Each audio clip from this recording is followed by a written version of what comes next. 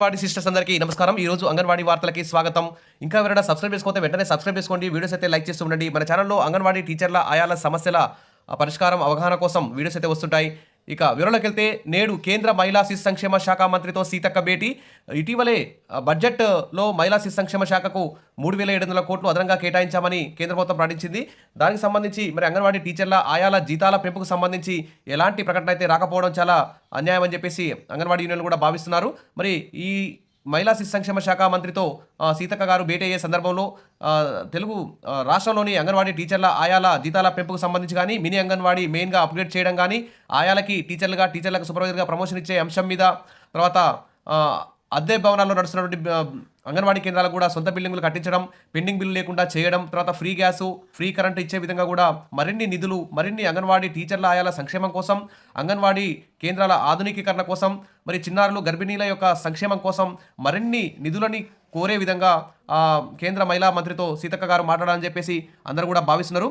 ఇక కేంద్ర మహిళా శిశు సంక్షేమ శాఖ మంత్రి అన్నపూర్ణాదేవితో రాష్ట్ర మహిళా శిశు సంక్షేమ శాఖ మంత్రి డాక్టర్ ధనసరి అనసూయ సీతక్క సోమవారం భేటీ కానున్నారు. ఈ మేరకు ఆదివారం ఆమె ఢిల్లీకి వెళ్లారు. తెలంగాణ మహిళా శిశు సంక్షేమ శాఖలో అమలవుతున్న సంక్షేమ పథకాలను కేంద్ర మంత్రి వద్ద సీతక్క నివేదిస్తారు. అంగన్వాడీ కేంద్రాల్లో చిన్నారులకు మరిన్ని పోషకాలతో కూడిన బలవర్ధకమైన ఆహారాన్ని అందించేందుకు కేంద్ర సహకారాన్ని కోరనున్నారు. మంత్రి సీతక్కతో పాటు TG food chairman MA Faheem కూడా వెళ్లారు. మరి అంగన్వాడీ చిన్నారులకు పాలు, మిల్లెట్స్, అల్పాహారం అందించాలని మహిళా శిశు సంక్షేమ శాఖ అయితే నిర్ణయించింది. ఈరోజు భేటీ కానున్న సీతక్క అంగన్వాడీలకు మరిన్ని నిధుల కోసం విజ్ఞప్తి చేసే అవకాశం అయితే ఉంది. అందులో మరి అంగన్వాడీ టీచర్ల ఆయాల జీతాల పెంపుకు సంబంధించి మినీ అంగన్వాడీలు మెయిన్గా అప్గ్రేడ్ చేయడం కోసం గురించి కానీ ఖాళీ అంగన్వాడీ ఆయా పోస్టులు, టీచర్ పోస్టులు, సూపర్వైజర్ పోస్టులు భర్తీ కానీ ఇతర మార్గదర్శకాలు అన్నింటి మీద కూడా కీలకంగా చర్చలు జరపాలని చెప్పేసి కోరుకుందాం.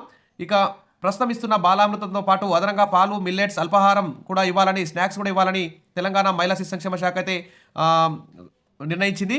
కాబట్టి ఈ బాధ్యతను మహిళా సంఘాలకు కేటాయించాలని భావిస్తుంది. ఇక అంగన్వాడీ పిల్లలకు అదనంగా పాలు, మిల్లెట్, స్నాక్స్ ఇవ్వడానికి వీలుగా బడ్జెట్లో ఈ మార్చి 1 రోజు ప్రవేశపెట్టబోయే తెలంగాణ బడ్జెట్లో కేటాయింపులు జరిపే అవకాశం ఉన్నట్టు కూడా విశ్వసనీయంగా తెలిసింది.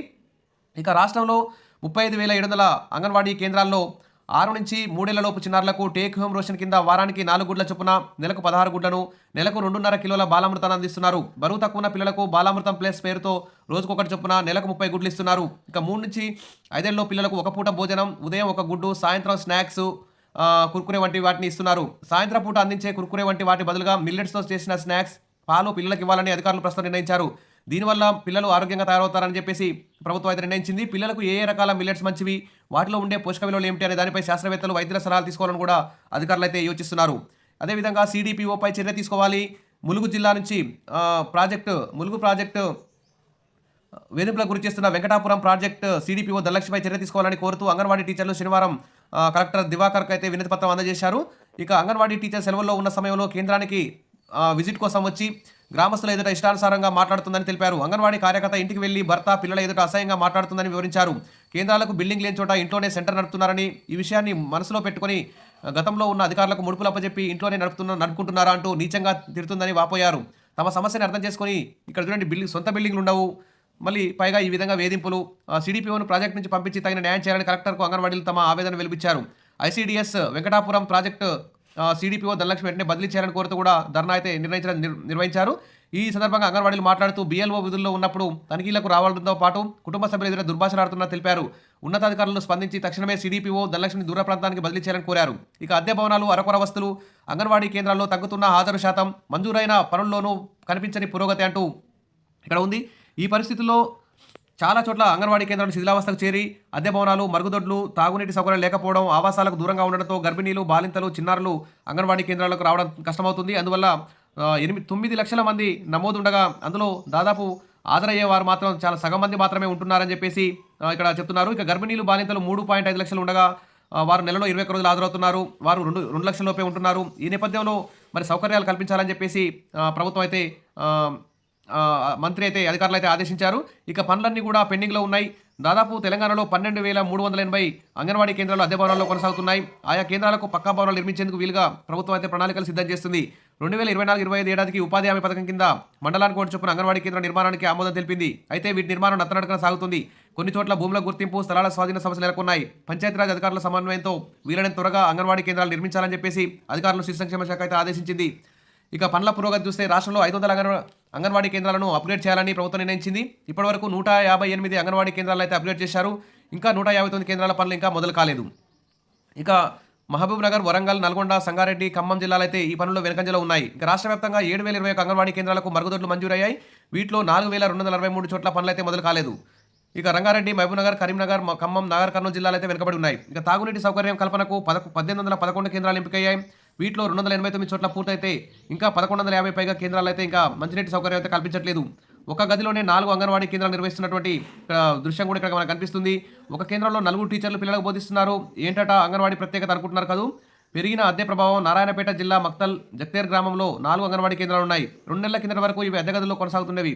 ప్రభుత్వం అద్దె చెల్లించకపోవడంతో 1,500 మాత్రమే చెల్లిస్తుంది. ఆ ధరకు ఎవరు గదులు అద్దెకి ఇవ్వడం లేదు. దీంతో 2 నెలలుగా గ్రామ ప్రభుత్వ ప్రాథమిక పాఠశాలలోని ఒక గదిలో 4 అంగన్వాడీ కేంద్రాలు నిర్వహిస్తున్నారు. ఆ కేంద్రాల టీచర్లు 4 ఇలా చిన్నారుల చుట్టూ చేరి బోధిస్తున్నారు. సిడిపిఓ సరోజిని ఈ విషయం వివరణ కోరగా పరిశీలించి చర్యలు తీసుకుంటామని చెప్పారు.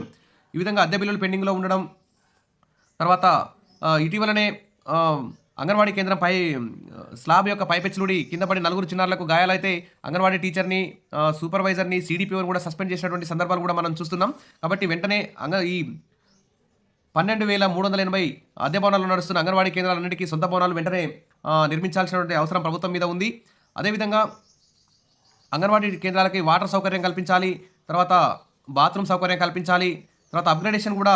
ఇప్పుడు 500 అంగన్వాడీ కేంద్రాలను ఉన్నతీకరించిన ప్రభుత్వం నిర్ణయిస్తే అందులో కేవలం 158 అప్గ్రేడేషన్ పూర్తయింది. ఇంకా మిగతా వాటిని కూడా అప్గ్రేడ్ చేయాల్సిన అవసరం ఉంది. ఆధునిక సౌకర్యాలు కల్పించాల్సిన అవసరం ఉంది. అదేవిధంగా కేంద్ర బడ్జెట్లో అదనంగా 3,700 కోట్లు కేటాయించారు.